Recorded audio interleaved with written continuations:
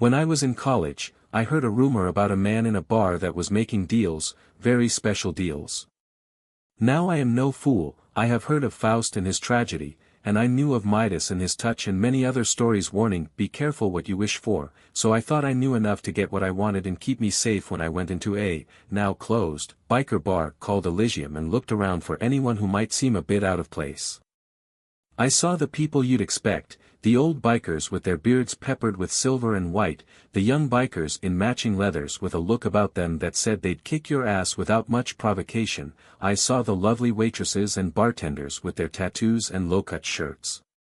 Then, I saw him, lounging in a darkened corner booth alone, his feet crossed over one corner, with a bottle of whiskey in a pair of tumbler glasses. He was a young man, looked to be about halfway through his 20s, with short spiky black hair, and his face had a pallor that would look more at home on a corpse.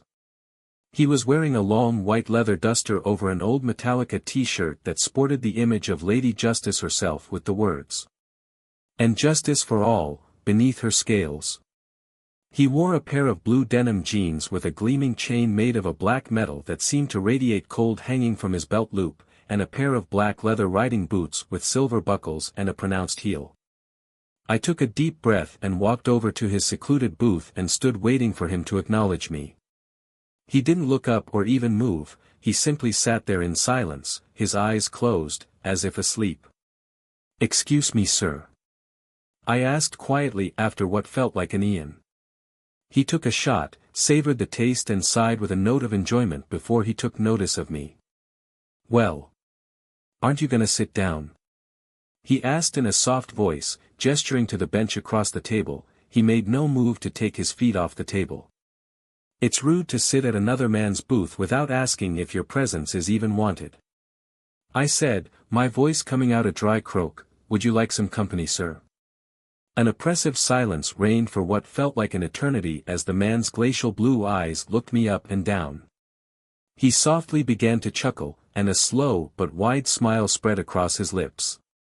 It wasn't an evil laugh, it wasn't even menacing, but it was a laugh that felt old and unused, like a note being struck on a piano left alone for years, haunting in yet a shadow of amusement and genuine surprise. "Now that is funny," he said as he carefully moved his feet off the table and gestured for me to sit across from him. I took my seat with careful and thoughtful movements, keeping my hands in my lap so that it wouldn't be obvious that my knuckles were white. "You must be very careful with predators, be they supernatural or otherwise. Showing fear of any kind or moving too fast, changes you from amusing young man to prey in a matter of heartbeats." I cleared my throat before asking in something resembling my normal voice. "What's funny, if I may ask?" "You kid," he said dryly, "you're funny. You aren't that far into your 20s and yet you have respect. You have a mind for courtesies and manners. People of all ages have been barging in here demanding deals or accusing me of being a fraud. They've given me sob stories and cries of justice, and yet you, someone who should be the portrait of impatience and impertinence, come in here with manners and etiquette." He chuckled to himself as he poured a pair of shots and slid one over to me. I was about to refuse, but it would be rude to turn down a kindness after being commended on my manners, so I picked up the shot and drank it quickly. The whiskey burned all the way from my tongue to my gut, but it wasn't painful. In fact, it was quite warm compared to the cold and rainy October night outside. I sighed happily and investigated the glass and saw a grinning skull etched into the bottom of it. I set it down with a shiver. "Thank you, sir, it's most appreciated," I said, speaking as if I were home again with my Marine father. "Of course, but don't sir me. We are two men sitting in a bar, no more respect is needed than that. You may call me," he paused, and thought for a moment, "Mortimer." I opened my mouth to speak, but before I could utter even a syllable, Mortimer spoke as he poured another pair of shots. "Now I know that you go by Tony, which is short for Anthony. You cannot stand your first name of Thomas because of your father and your family's tradition of naming every firstborn son Thomas, dating back to your 4-time great-grandfather Atticus, for whom your initials are in honor of and whose name you wish you had been given instead of Anthony." Mortimer sipped at his glass, looking no more sinister than if he had said that the sky was blue and that it is quite cold in winter. I sat there in horror and fascination as this man had casually rattled off intimate details about my name and my inner thoughts. I didn't dare move, for fear of him seeing how badly my hands were shaking. I couldn't stop myself from asking the most obvious question. How did you know all of that about you? My friend, you know who everyone claims that I am correct? I could only nod my head slowly. If I am indeed the Reaper, Hades, Thanatos, Death himself, then how could I not know? He smiled at me and pulled the black chain, which was attached to a very heavy book, and gently laid it on the table and opened it. He quickly leafed through a few pages and laid his finger on the top of a page. Ah, there, you see. I hesitated for a moment before looking at the page. Upon it, in a gently flowing spidery hand, were my full name, my date of birth, and a blank spot next to it. Mortimer quickly shut the book before my eyes could go any lower than the header of the page. Now, he said, in gentle reproach, we can't have you reading ahead in your own life story, Tony. If you knew the ending you might try and make a liar out of me. He smiled softly, but it didn't reach his eyes, and I'm sure you already know how well that worked out for the many Greeks who tried. He took the book, and I could only stare as it shrunk to the size of a cell phone and slipped it back into his pocket. Now that my credentials are verified, shall we get to the reason of your visit? I felt as if someone has stabbed me in the gut with an icicle the size of my arm. This was real, this was happening. Every instinct told me to run, to scream and flee as any sane man should when he sees death before him. At the time I pushed all these thoughts from my mind and simply remembered what an old history teacher had once said to me, history favors the bold.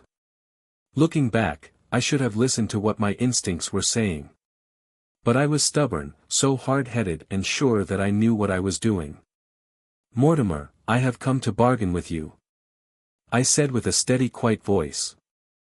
Mortimer chuckled softly to himself and nodded as he knocked back the rest of his shot. Again, he savored the flavor of the drink, sighed contentedly and set the shot glass back down. He steepled his fingers and narrowed his eyes on my face. And what is it that you desire, Tony? Wealth? Love? Influence? As he went down his list, each word was colder than the last, as if he hated the very idea of granting such trivial wishes.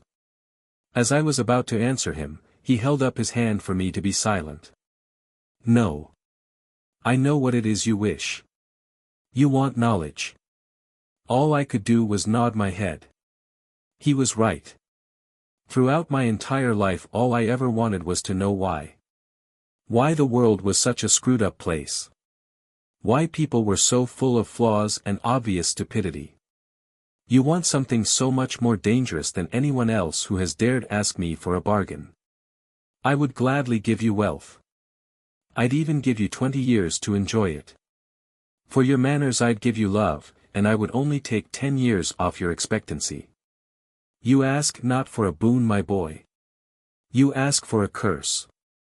I can't in good conscience give this to you for a price. Mortimer, I have come to bargain with you and my request is well within your power.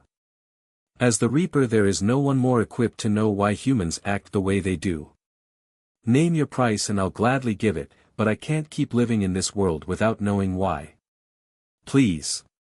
Just make a deal with me. He looked at me with those cold blue eyes and I could see that he pitied me.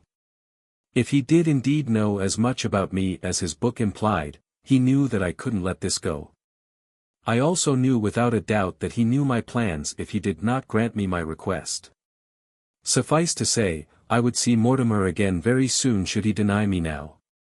In the few short years of my adulthood, I have seen too many atrocities of man to turn a blind eye to. I have seen wars, I have seen genocide, I have seen the senseless slaughter of the innocent and I have seen the madness that has taken over the masses. I was young when the technology boom took off, but I remember well enough when people went outside to play, when friends were other people you saw and spoke to every day instead of a flashing screen. I remember the joys of playing in the woods by myself, which is not tantamount to suicide in today's world. I remember when you used to be able to travel freely to almost anywhere in the world, and then the two towers fell. I remember when faith was a tool that helped man understand the world and brought people together in times of need, and now it is used to condemn people to hell for who they love or what they believe. I needed answers, I needed closure. Mortimer sighed and nodded his head in agreement. I know what your plan is, Tony. I know your reasoning and I can't deny your feelings. However, I can't charge you for this. But I can grant you a single, rule-free, danger-free request if you truly want this. Once you have the information you seek, you may ask me for anything. Mortimer, I agree to this bargain. Please, show me the answers I seek. I asked beseechingly. I grant you your knowledge, he said in a very solemn tone. He slowly reached out and put one finger to the center of my forehead. At first nothing happened. Then the spot under his finger began to grow uncomfortably warm and my mind was flooded with images and information. I saw the minds behind every action that led to the horrors of the world, I saw the reasons behind each act of malice, I saw the true motives behind each attack and war. My mind couldn't take it. Even with all the answers, the sheer stupidity of the world was staggering. Everyone wanted to be right, everyone wanted more than what was owed to them, and everyone had a petty grievance they thought entitled them to shooting up buildings of innocent bystanders. What filled me with horror the most was that there wasn't some great evil behind all this madness, no growing sickness causing us to go crazy, no unseen hand of a mighty conspiracy pushing us towards enslavement and doom. What was causing the entire world to go insane was nothing more than our own overwhelming selfishness and our inability to look around and see the destruction all our petty desires and so-called needs were wreaking. The tidal wave of information finally subsided as Mortimer pulled away his finger. As he did, I felt tears streaming from my eyes and my mouth was open in a silent scream. I slowly closed my mouth, and I was surprised by how sore it was. I must have been that way for quite a while. As I turned to look at Mortimer, I saw the same thing I felt in my heart, overwhelming sadness and sheer disbelief at the true answer, the root of all the misfortune. I wiped away the tears and took a shuddering breath. He silently poured me another glass, this time much more than the first two, and passed it over to me. I downed it and tried to catch my breath. Mortimer, I know my next request, and it is a very easy task for you. I said, my words shaking but the conviction behind them as solid as steel. Name it. He said, his voice coming out as quiet as a breeze in a graveyard. Take me with you, right now. I don't want to be a part of this anymore. I don't care what is waiting for me on the other side. Let me work for you or shuffle me off the fucking mortal coil. Just get me away from this world. Mortimer smiled at me, a very sad but understanding smile, and picked up a black helmet that I had not seen from under the table and held it out to me. I took it up as he stood and silently followed him out of the bar. The air was as cold as it had been when I had first arrived, but it felt different now, somehow welcoming, and as we headed towards a white Harley, I couldn't help but chuckle. Mortimer swung his leg over the bike and looked at me questioningly. I'm sorry, it's just too funny. I guess the Bible got something right after all. And what would that be? He asked with a quirked brow. That death rides a pale horse. I said simply. We both started laughing, and this time it was filled with genuine mirth. I quickly put the helmet on and straddled the bike behind him as he kicked it to life. I had no regrets, I had no sadness in my heart, and as I held on to the Reaper of Souls himself, I couldn't help but remember a quote from one of my favorite books in my childhood. He greeted death as an old friend, and went with him gladly, and, as equals, they departed this life. I said to myself, and with a contented sigh I left the mortal coil and all the sadness and heaviness that accompanies it. If you like this type of content, check out my channel.